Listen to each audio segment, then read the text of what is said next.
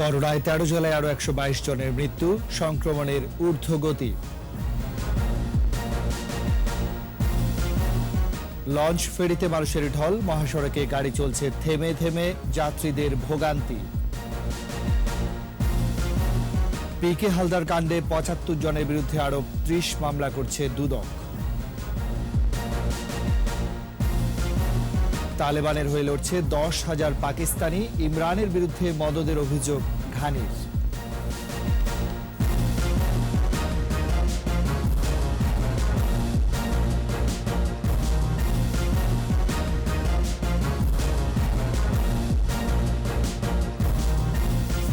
শুনছিলেন first security ইসলামী bank limited সংবাদ শিরোনাম। সবাইকে আমন্ত্রণ জানাচ্ছি দুপুর ২টার ২১ সংবাদে। সাথে আছি আমি রাজীব জামান। আর দর্শক, ২১ টেলিভিশনের সংবাদ একই সাথে সরাসরি দেখতে পাবেন আমাদের ফেসবুক পেজ www.facebook.com/2124 অনলাইনে। এছাড়াও সংবাদে আরও থাকছে, রাজধানীর সহ দেশের বিভিন্ন জেলায় ১৭ অক্সিজেন ব্যাংক, চলতি মাসে সরবরাহ শুরু।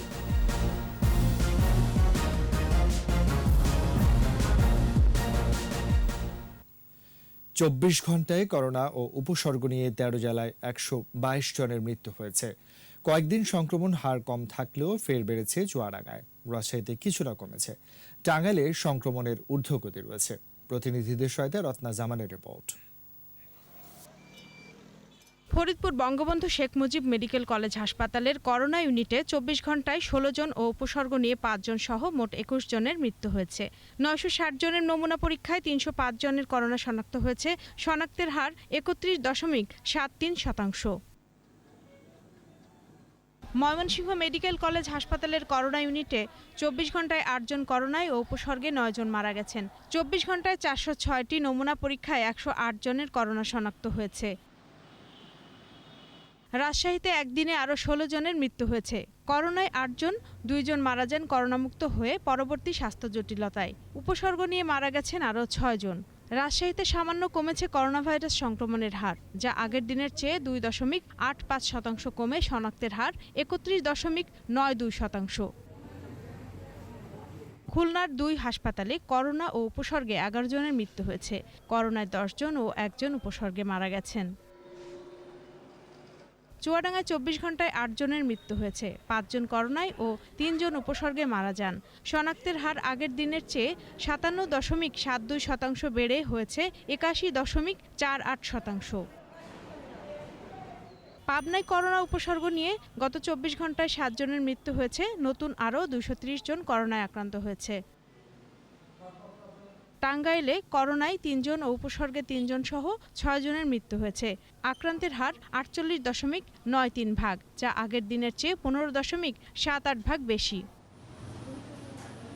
গাজীপুরে মারা গেছেন ২ জন। সংক্রমণের হার ৫৩.০৩%। রত্না জামান, ২১ টেলিভিশন। সড়ক মহাসড়কে ঘরমুখো মানুষের ভিড়। সদরঘাট এলাকায় নেই তিল ধারণের ঠাঁই। গাদাগাদি করেই যাত্রী নিয়ে চলছে লঞ্চ। এদিকে অর্ধেক যাত্রী নিয়ে চলার কথা থাকলেও মানছেন না কেউই। উল্টো আছে বাড়তি ভাড়ার অভিযোগও। তবে অপেক্ষাকৃত স্বস্তিদায়ক ট্রেনের যাত্রা। রাসেল খানের রিপোর্ট। সদরঘাট এলাকায় নেই তিল ধারণের ঠাঁই। সকাল থেকে গন্তব্যে ছেড়ে গেছে দক্ষিণাঞ্চলের লঞ্চ। প্রবেশ গেটে তাপমাত্রা মাপার যন্ত্র থাকলেও কারো নজর নেই। যে যেভাবে পারছেন প্রবেশ করছেন। সদরঘাট লঞ্চ টার্মিনালের এমন দৃশ্যই বলে দেয় উপেক্ষিত স্বাস্থ্যবিধি। করোনা মহামারীর মধ্যেও ঈদের আনন্দ ভাগাভাগি করতে রাজধানী ছাড়ছে মানুষ। সীমিত যাত্রী নিয়ে চলার কথা থাকলেও তা মানা হচ্ছে না। দ্রুতভাবে ঢুকতে পারতো, বা মানে সিঙ্গেলি ঢুকতে পারতো, সিঙ্গেলি বসতে পারতো। সরকারের বৃদ্ধি অনুসারে আমরা ভাড়া বৃদ্ধি দিয়েছি, কিন্তু স্বাস্থ্যবিধির বালাই ওদের কাছে নাই। প্রত্যেকটা সিট টিকিট বিক্রি হয়ে গেছে। বাড়তি ভাড়া নেই আমাদের স্বাস্থ্যবিধি মানুষ, কারণ বাসে এক সিট খালি রাখতেছে, এক সিট নিতেছে। কেন লঞ্চে এইভাবে কেন? একই চিত্র সড়ক পথে। আগের নিয়মে চলছে গণপরিবহন, রয়েছে বাড়তি ভাড়া আদায়ের অভিযোগ। 900 টাকা 1000 টাকা এইভাবে নিচ্ছে, মানে ডবল হিসেবে যেভাবে নেয় আর কি। লকডাউনে সবার তো আর সম্ভব না, যাদের সম্ভব তারা হয়তো যেতে পারছে, আর যাদের সম্ভব না তারা হয়তো ভেঙে ভেঙে যাবে। নরমালি 620 টাকা নিতে, তাহলে এখন নিচ্ছে 700 টাকা, 80 টাকা বেশি নিচ্ছে। তবে কর্তৃপক্ষের দাবি, সড়কে যানজটের কারণে এমন পরিস্থিতি। স্বাস্থ্যবিধি মেনে 2 সিটে একজন বিক্রি করতেছে, তারপরে সংকট, তারপরে যাত্রী দিতেছে। তবে স্বস্তিতে বাড়ি ফিরছেন ট্রেনের যাত্রীরা। শতভাগ স্বাস্থ্যবিধি মেনে চলাচল করছে ট্রেন। রাসেল খান, 21 টেলিভিশন, ঢাকা। ঈদে ঘরমুখো মানুষ ও যানবাহনের চাপ বেড়েছে মহাসড়ক ও ঘাটগুলোতে। ঢাকা টাঙ্গাইল বঙ্গবন্ধু সেতু এলাকায় 18 কিলোমিটার এলাকা জুড়ে তীব্র যানজটের সৃষ্টি হয়েছে। ভিড় বেড়েছে ঘাটগুলোতে। লঞ্চে মানা হচ্ছে না স্বাস্থ্যবিধি। হাইওয়ে পুলিশ জানায়, মধ্যরাত থেকেই যানবাহনের চাপ বেড়ে যাওয়ায় কয়েক দফায় টোল আদায় বন্ধ রাখে বঙ্গবন্ধু সেতু কর্তৃপক্ষ। এ সময় সেতুর দুই পাশে তীব্র যানজটের সৃষ্টি হয়েছে। সেতু থেকে টাঙ্গাইলের বিক্রমহাটি পর্যন্ত 18 কিলোমিটার যানজটের সৃষ্টি হয়। যাত্রীরা পড়েছেন ভোগান্তিতে। এছাড়া গরু ব্যবসায়ীরও বিপাকে। দেশের দক্ষিণবঙ্গের 21 জেলার ঘরমুখো মানুষের উপস্থিতিতে ভিড় বেড়েছে মুন্সিগঞ্জের শিমুলিয়া ঘাটে। লঞ্চে মানা হচ্ছে না স্বাস্থ্যবিধি। অন্যদিকে শিমুলিয়া ঘাটের অভিমুখে ঢাকা মাওয়া এক্সপ্রেসওয়েতে প্রায় 7 কিলোমিটার পণ্যবাহী ট্রাকের সারি। সকাল থেকেই পাটুরিয়া ঘাটে যাত্রীবাহী যানবাহনের চাপ বেশি না থাকলেও ট্রাকের চাপ বেশি। সকাল থেকে ঢাকা চট্টগ্রাম ও ঢাকা সিলেট মহাসড়কের মেঘনা টোল প্লাজায় গাড়ির চাপ বেশি থাকায় উভয় পাশে থেমে থেমে চলছে যানবাহন। পিকে হালদার কাণ্ডে হাজার কোটি টাকার ঋণ জালিয়াতির অভিযোগে 75 জনের বিরুদ্ধে আরও 30টি মামলা করতে যাচ্ছে দুদক। দুদকের আইনজীবী খুরশিদ আলম খান জানিয়েছেন, ভুয়া কাগজে আর্থিক প্রতিষ্ঠান দেখিয়ে ঋণ জালিয়াতির তথ্য প্রমাণ পেয়েছে দুদক। এর প্রেক্ষিতে আরও 30টি মামলার প্রস্তুতি চলছে বলেও জানান তিনি। এর আগে রিলায়েন্স ফাইন্যান্স ও এনআরবি গ্লোবাল ব্যাংকের সাবেক ব্যবস্থাপনা পরিচালক প্রশান্ত কুমার হালদার ও তার 37 সহযোগীর বিরুদ্ধে 10টি মামলার অনুমোদন দেয় দুদক। পিকে হালদার এনআরবি গ্লোবাল ব্যাংক ও রিলায়েন্স ফাইন্যান্স লিমিটেডের ব্যবস্থাপনা পরিচালক ছিলেন। পরে এই দুই পদ থেকে তাকে অপসারণ করা হয়। বর্তমানে তিনি পলাতক রয়েছেন।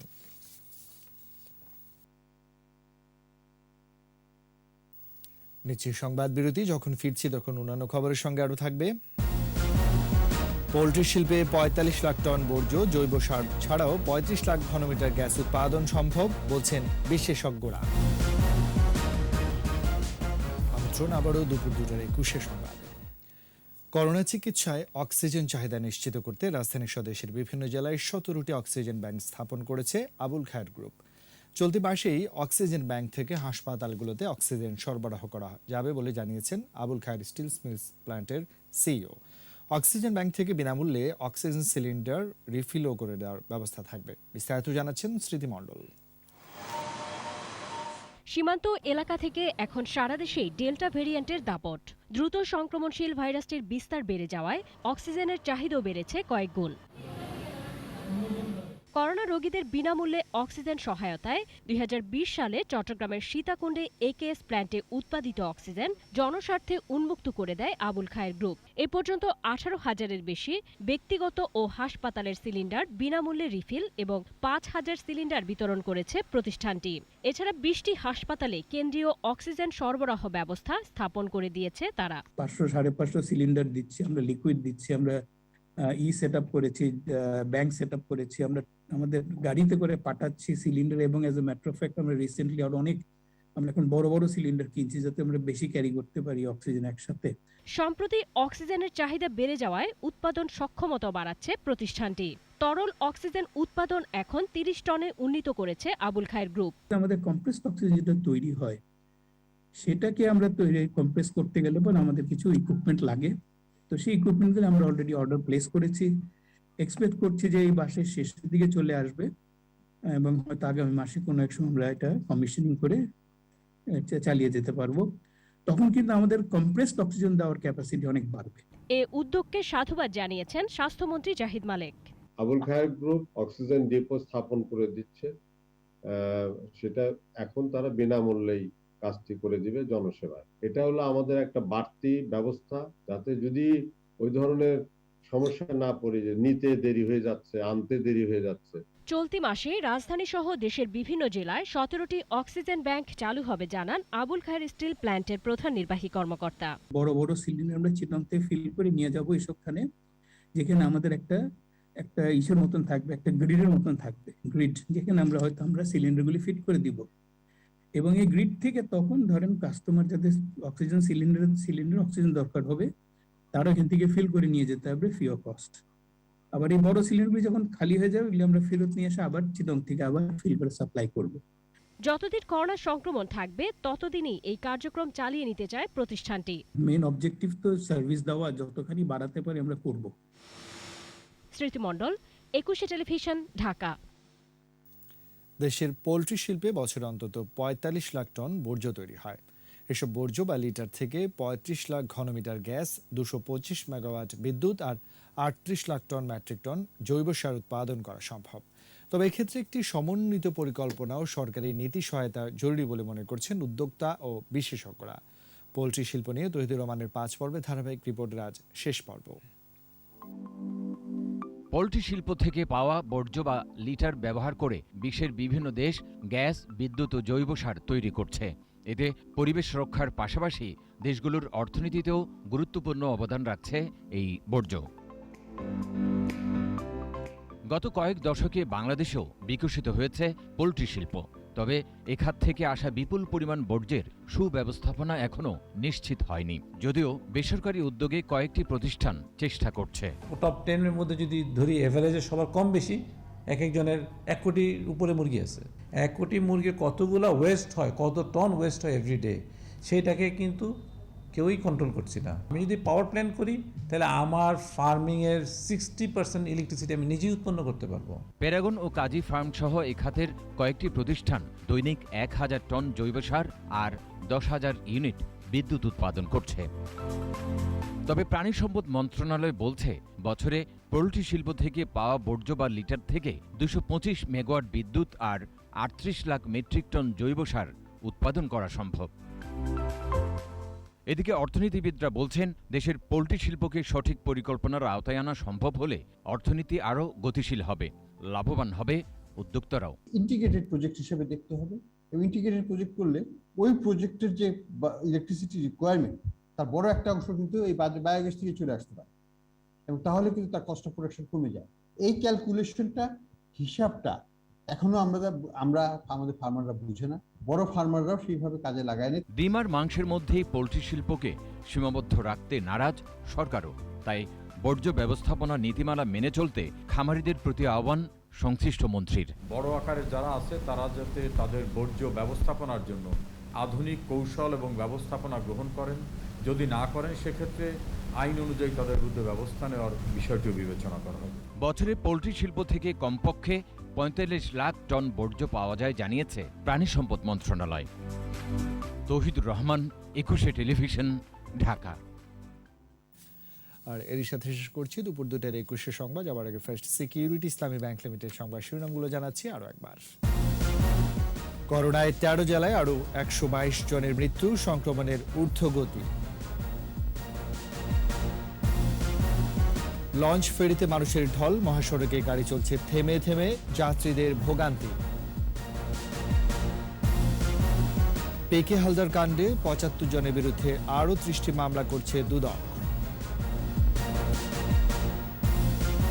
তালেবানের হয়ে লড়ছে 10,000 পাকিস্তানি, ইমরানের বিরুদ্ধে মদদের অভিযোগ খানিজ।